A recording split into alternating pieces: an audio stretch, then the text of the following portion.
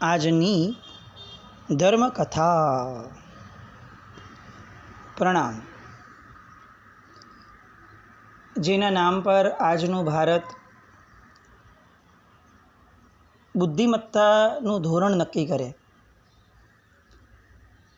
જેમની તોલે કદાચ અર્થશાસ્ત્રના બધા જ સુપ્રીમ વ્યક્તિઓ અત્યારના એ બધા પાણી ભરે, અને જેમનું નીતિશાસ્ત્ર વાંચીએ તો એવું લાગે કે કદાચ આ વ્યક્તિ દ્વારા જે લખાયું છે, જો એ રીતે ભારત વર્ષ ચાલે તો રામ રાજ્ય ગણીએ, અથવા એક પણ વ્યક્તિ રાત્રે ભૂખ્યો ન સૂતો હોય, આવી જે બધી વાતો જે સાંભળીએ છીએ એ બધી વાતોની યથાર્થતા થઈ શકે. એવું અદ્વિતીય વ્યક્તિત્વ એટલે ચાણક્ય. ભારતના ઇતિહાસનું એક રત્ન, જેમના જીવનની અંદરમાં આપણને બધી એક્સ્ટ્રીમ્સ દેખાય. સામ દામ દંડ ભેદ, આ જે મુખ્યતયા આપણે આ નીતિશાસ્ત્રના કેટલાક આ જે આમનયો છે, કેટલીક રીત છે, એ બધી જ રીત એમના જીવનની અંદરમાં બહુ જ પ્રગટપણે આપણને જોવા મળે. કેટલા બધા કાર્યો એવા જોવા મળશે કે જે આપણે સાંભળ્યા પણ હશે, આવા કે જે એવું લાગે સાંભળીને કે આ તો કેટલું ખોટું કરે છે, અને પછી એ જે કાર્ય પૂરું થયા પછીથી જે દ્રશ્ય ઊભું થાય ત્યારે સમજાય આપણને કે એણે આવું ખોટું કેમ કર્યું હતું. આશય શુદ્ધિ જે છે, પ્રામાણિકતા જે છે, એ કેટલી મહત્ત્વની છે, એ ચાણક્યના દૃષ્ટાંતની અંદરમાં બહુ જ વેધક રીતે આપણે સમજી શકીએ. આવા ચાણક્ય ત્રિદંડી તાપસના વેશમાં, એમના પિતાશ્રી જૈન મતના, એ પોતે ભણવા ગયા તક્ષશિલા. એટલે હવે તક્ષશિલાની અંદરમાં જે વૈદિક જ્ઞાન અપાતું એના કારણે એમણે જીવનની અંદરમાં વૈદિક મતને એમણે પ્રાધાન્ય આપ્યું હતું. આ ત્યારની પરંપરા હતી. ત્યાં જન્મે ધર્મ નક્કી નહોતા થતા.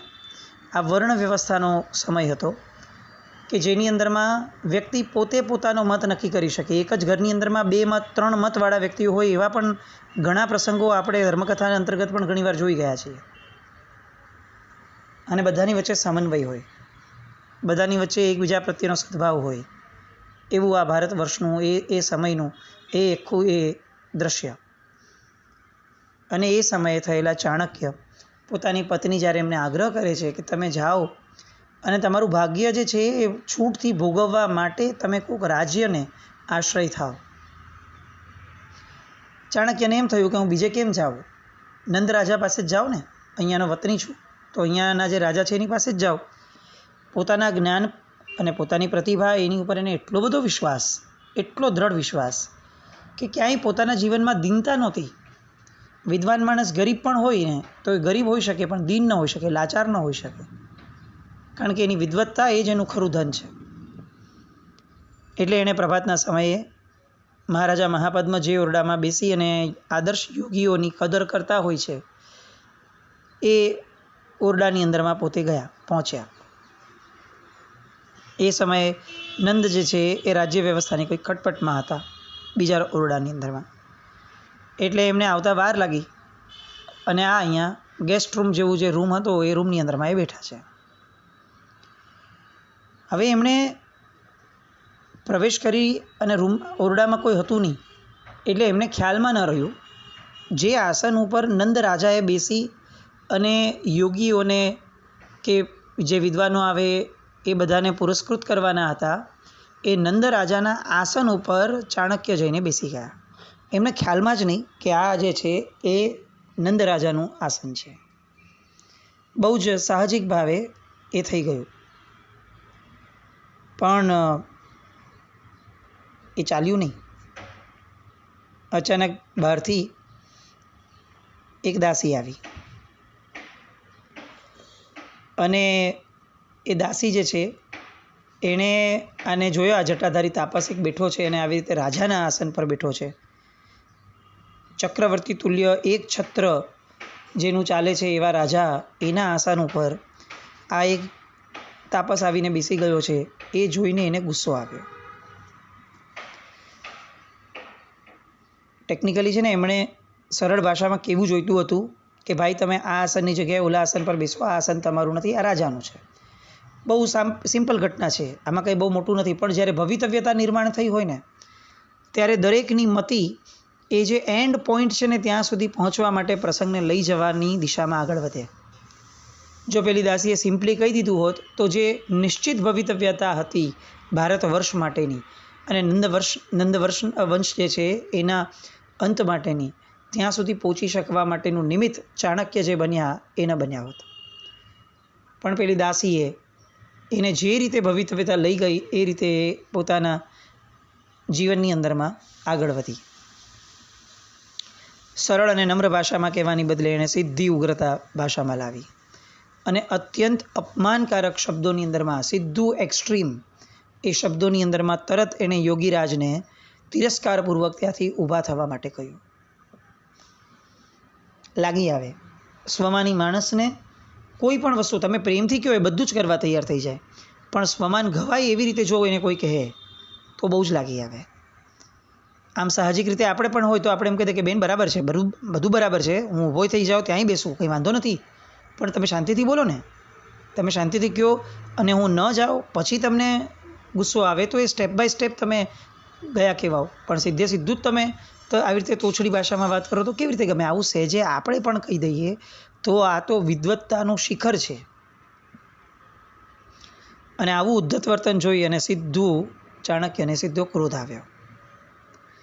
ક્રોધમાં આવેશના કારણે આસન પરથી પોતે ઉઠવાનું જે દાસીએ કીધું છે એની જગ્યાએ પોતે નજદીકમાં બીજું આસન જે ખાલી હતું એ આસન ઉપર પોતાનું કમંડળ મૂક્યું અને જેટલા જોરથી દાસી બોલી હતી, જેટલા આવેશથી, એના કરતાં વધુ આવેશથી ચાણક્યએ એ સમયે દાસીને કીધું, જા અહીંયા મારું કમંડળ રહેશે.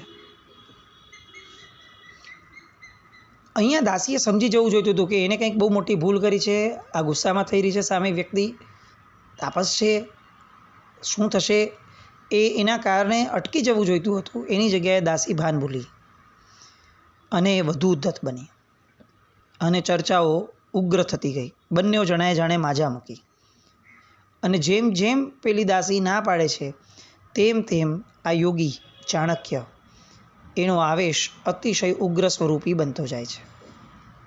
એણે એક આસન પરથી ઊભા થઈને બીજા આસન પર બેસવા કહ્યું હતું તો ચાણક્યએ પોતે જો જે આસન પર બેઠો છે ત્યાં જ બેઠા. બીજા આસન ઉપર એનું કમંડળ રાખ્યું તો ત્રીજા ઉપર પોતાનો દંડ રાખ્યો, ચોથા ઉપર જપમાળ મૂકી, પાંચમા ઉપર પોતાની જનોઈ મૂકી અને બાકી જે 2 આસન રહ્યા હતા એ 2 આસન ઉપર પોતાના 2 પગ મૂકી અને રોકી લીધા. અને આ રીતે ઓરડાની અંદરમાં જેટલા આસનો હતા એ બધા આસનો પર ચાણક્યએ પોતાનું સામ્રાજ્ય ગોઠવી દીધું. જેમ જેમ ના પાડતા જઈએ તેમ તેમ આવેશ વધતો જાય. આપણે બધાએ આ વસ્તુમાંથી ધડો લેવા જેવો છે, જે આપણને ખબર છે કે બહુ મોટા પ્રવચનની જરૂર નથી આમાં. સામો જ્યારે એના પીક ઉપર હોય, સામો જ્યારે એના આવેશની પરાકાષ્ઠાએ હોય, એ સમયે જેટલું એનું વિરુદ્ધનું વર્તન કરીએ એટલો એનો આવેશ વધે. એ સમયે સુગ્ન વ્યક્તિ, સમાધાનકારી વ્યક્તિ એ છે કે જે એ સમયે એને શાંતિથી નીકળી જવા દે. એવું નહીં કે સહન કરી લેવાનું, પણ એટલા સમય પૂરતું એને વહી જવા દેવાનું કે ભાઈ તું ઠીક છે, હમણાં કંઈ જવાબ જ નથી આપો, તું સાચો છે એમ પણ નહીં ને તું ખોટો છે એમ પણ નહીં, કંઈ જ નહીં. ફૂલ સ્પીડમાં બાઇક આવતી હોય અને આપણે રસ્તા પર જતા હોઈએ, આપણને ખબર પડી જાય કે હવે મારી આગળ હું ચેકમેટ છું, મારી આગળ સમય જ નથી કે હું રસ્તો ક્રોસ કરી શકું, તો આપણે રસ્તાની વચ્ચે હોઈએ ને તો રસ્તાની વચ્ચે ઊભા રહી જઈએ કે ભાઈ બાઇકને વહી જવા દો. ત્યારે એવું ન વિચારીએ આપણે કે હું ચાલતો નીકળ્યો છું તો મારો હક છે કે હું ચાલતો જાઉં, બાઇકવાળો વચ્ચેથી ઘૂસે છે તો હું શું કામ એને રસ્તો આપું. આવું ત્યારે ન વિચારાય, કારણ કે અડફેટમાં આવે તો બાઇકવાળાને તો શું થશે ખબર નહીં, આપણે તો ઇન્જર થશું જ. બસ આ જ બુદ્ધિને આપણે સામાન્ય જીવનમાં પણ વાપરવાની. અહીંયા દાસી આ બુદ્ધિ ન વાપરી શકી કે આટલી સ્પીડની અંદરમાં આ યોગીરાજનો આવેશ જઈ રહ્યો છે તો હું ખસી જાઉં, હું ખસું નહીં તો છેવટે જ્યાં છું ત્યાં શાંત થઈને ઊભી રહી જાઉં. આવું ન સૂચ્યું અને સ્ત્રી સહજ સ્વભાવે એનો ક્રોધ ભડક્યો અને છેવટે આવેશ એટલો બધો વધ્યો કે આ જળ પ્રકૃતિ જેવા ચાણક્ય કંઈ જ માનવા તૈયાર નથી. એટલે તરત જ એ દાસીએ ગુસ્સાના આવેશમાં યોગીરાજની પીઠ ઉપર જોરથી પ્રહાર કર્યા. હવે યોગીરાજનો ગુસ્સો આસમાને જાય છે. ચાણક્યને એવું લાગે છે કે હું અહીંયા શું લેવા આવ્યો છું? હું કંઈ ભિખારી છું કે મને મારે છે? હું મારી વિદ્વત્તાની સામે રૂએ અહીંયા આવ્યો છું. અને એવું નથી કે હું કંઈ માંગવા આવ્યો છું. આ રાજ્યનો ક્રમ છે કે વિદ્વાનોની તો એ જબરદસ્ત ભક્તિ કરે જ, અને રાજાની ફરજ પણ છે. એની જગ્યાએ આ દાસી આવી રીતે જુલમ કરે છે. અને જ્યારે પરાકાષ્ઠાએ ચાણક્યનો ગુસ્સો હતો એ જ ક્ષણે મહારાજા નંદનું ત્યાં આવવાનું થયું. હવે ભવિતવ્યતા જુઓ. Second step. અત્યાર સુધી પેલી દાસીની બુદ્ધિ વિચિત્ર થઈ. ચલો આપણે સમજી શકીએ કે હવે દાસીને શું અક્કલ હોય? એ કદાચ આવેશમાં આવી બી જાય તો પણ એને એટલી સમજણ નથી, એનું કુળ એવું નથી કે એને એ સમયે પોતાને રોકી શકે એવું વીર્ય હોય એનામાં, એવી સમજણ હોય એનામાં. પણ મજા જુઓ ભવિતવ્યતાની કે હવે રાજાને પણ કોઈ કારણ વગર એવી બુદ્ધિ નથી સૂઝતી કે હું આ દાસીને અટકાવું. કેવી કર્મની વિચિત્રતા છે તમે જુઓ.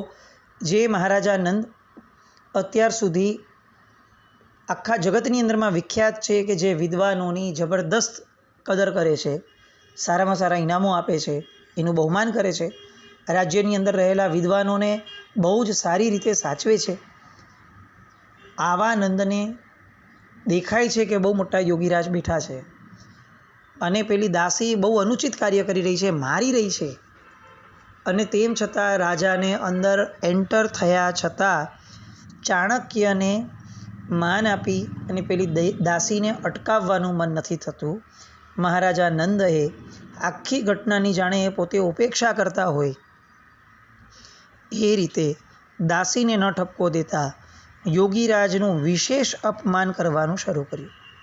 આવી રીતે બેસાતું હશે, આ શું કરો છો તમે, બધું પાથરીને બેઠા છો? અને એ રીતે મહારાજા નંદે યોગીરાજ ચાણક્યનો જે આસમાને ગયેલો ગુસ્સો હતો એ ગુસ્સાને વધુ વાયુ આપ્યો, છંછેડાયા અને કંઈક હજી બોલે એવું તરત જ મહારાજા નંદે બીજા જે હાજર રહેલા દાસ દાસીઓ હતા એ બધાને આદેશ કર્યો કે આ યોગીરાજને પકડો ને કેદ કરો. એક વ્યક્તિ હલવા તૈયાર નથી. બધાને ખબર છે કે હવે આ યોગીરાજ એ કંઈ પણ કરી શકશે.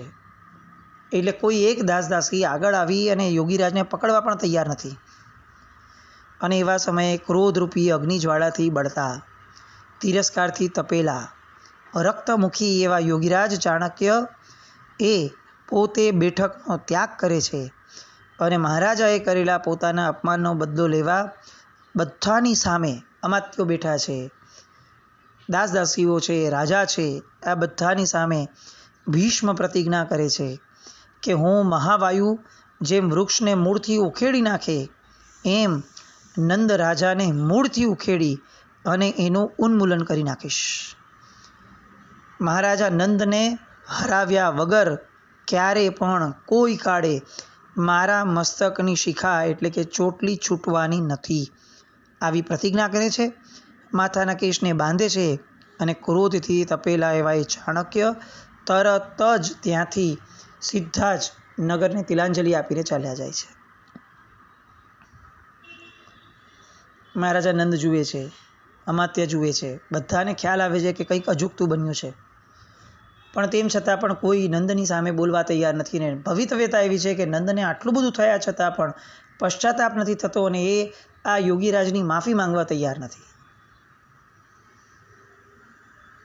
આગળ મૌલી માણિક્ય જેવા આચારક ચાણક્યને આવેશ જેમ જેમ શમતો જાય છે એમ એમ અંદરથી એને એક વૃત્તાંત એનો એ યાદ આવે છે કે જ્યારે હું નાનો હતો ત્યારે મારા પિતાજી આવું વારંવાર મને કહેતા હતા કે હું બિબાતરિત રાજા થવાનો છું.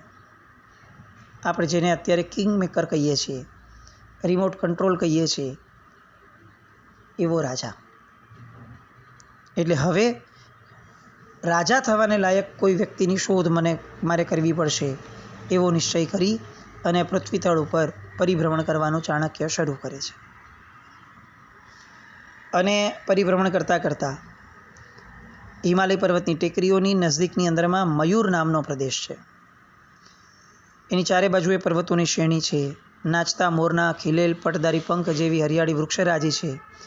મયુરોનો કોલાહલ છે અને મધુર ધ્વનિ આવતો રહે છે એવી આ નગરી, જેનું નામ એટલે જ મયુર નગરી પાડવામાં આવ્યું હતું. અને મૌર્ય રાજા તરીકે અહીંયાના વ્યક્તિઓ જીવતા હતા, ઓળખાતા હતા. ઈસવીસન પૂર્વે 600 સુધીમાં મૌર્ય વંશની રાજધાની તરીકે મયુર નગરી એ લીછવી વંશના રાજાઓના હાથમાં હતી. વર્ધમાન સ્વામી ભગવાનના નિર્વાણ પૂર્વે આ રાજ્યગાદી મગધ સામ્રાજ્યમાં ભળી ગઈ.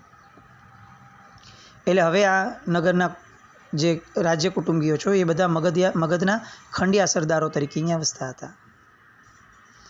હવે આ મયુરનગરના રાજ્ય કુટુંબની એક ભાગ્યવતી સ્ત્રી જેનું નામ હતું મારુ. આ મારુને ગર્ભ રહ્યો. પહેલી જ પ્રસૂતિ હતી, પહેલી જ વાર ગર્ભવતી થયા હતા. એટલે પિતૃપક્ષના માણસો એને પોતાના નિવાસ સ્થાને મગધ સરહદની નજીકમાં પોતાના ગામમાં પ્રસૂતિ માટે લઈ આવ્યા હતા. હવે એક એવો બનાવ બને છે કે જે બનાવના કારણે ચાણક્યનો જે ભાગ્યોદય થવાનો છે એની શરૂઆત અહીંયાથી થાય છે. પ્રસંગ એવો બન્યો કે ઘરમાં આવેલ બાળકના નસીબની અંદરમાં બહુ મોટો ભોગવટો હતો રાજ્યનો. એટલે એ જે સ્ત્રી છે મારુ, એને એવો દોહલો ઉત્પન્ન થાય છે કે મને ચંદ્રબિંબનું પાન કરવું છે. બહુ રેરલી આવો દોહલો ઉત્પન્ન થાય, બહુ ઉચ્ચ કોટીનો છે. ચંદ્રનું પાન કરવું, ચંદ્રને પીવો છે, આવું તો કોણ વિચારે? પણ અંદરનો પુણ્યશાળી જીવ છે એટલે માતાને આવો વિચાર આવ્યો. હવે આ દોહલાની હકીકત એને પોતાના પિયરિયાઓને બધાને કરી. એ લોકોએ બધા ઓલા છે, અફોર્ડ કરી શકે એમ છે. એટલે એમણે મંત્ર સાધકોને, યોગીઓને, ત્રિદંડીઓને બધાને બોલાવ્યા અને એમ કીધું કે તમે આ દોહલો પૂર્ણ કરવા માટે કંઈક અંશે અમને લોકોને મદદ કરો. પણ કોઈથી સફળ નથી થતો. ચંદ્રને કઈ રીતે પી શકાય? આવું બધા વિચારી અનેક પ્રયત્નો કરે છે પણ એ દોહલો પૂર્ણ નથી થતો. અને તકલીફ એ થઈ કે આ દોહલાની ઈચ્છા તીવ્ર થવા લાગી અને પૂર્ણાવતી થતી નથી. એટલે મારુનું શરીર જે છે એ શોષાવા લાગ્યું.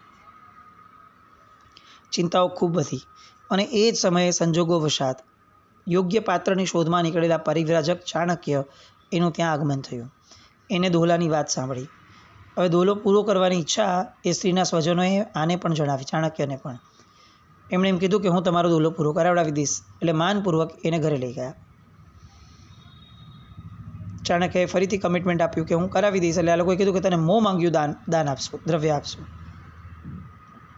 ધનલોભ તો હતો નહીં, પણ ચાણક્યને સાંકેતિક રીતે સમજાતું હતું નૈમિતિક શાસ્ત્ર પરથી કે આવો દોહલો તો જ થાય કે જો ગર્ભની અંદરમાં કોઈ ચક્રવર્તી તુલ્ય પુણ્ય ધરાવતો વ્યક્તિ આવ્યો હોય.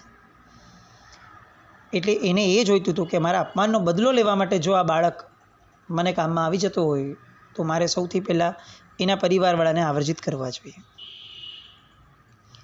એટલે એણે યુક્તિપૂર્વક માંગણીનો સ્વીકાર કરી અને એક આખો પ્લાન કર્યો. નજદીકમાં પૂર્ણિમા આવવાની હતી. મારુને નવડાવીને સ્વચ્છ વસ્ત્રો પહેરાવી અને ઘરના એક ઓરડામાં ખાટલા ઉપર રાત્રિના બીજા પ્રહરે બેસાડવામાં આવી. આ બાજુ બીજી બાજુ પંડિતજીએ સારામાં સારા મધુર સ્વરવાળા વાજિંત્રોની ગોઠવણ કરી. આ બધી ક્રિયા ચાલુ થાય એ સમયે વાજિંત્રોને સારી રીતે વગાડવાની એણે આજ્ઞા કરી.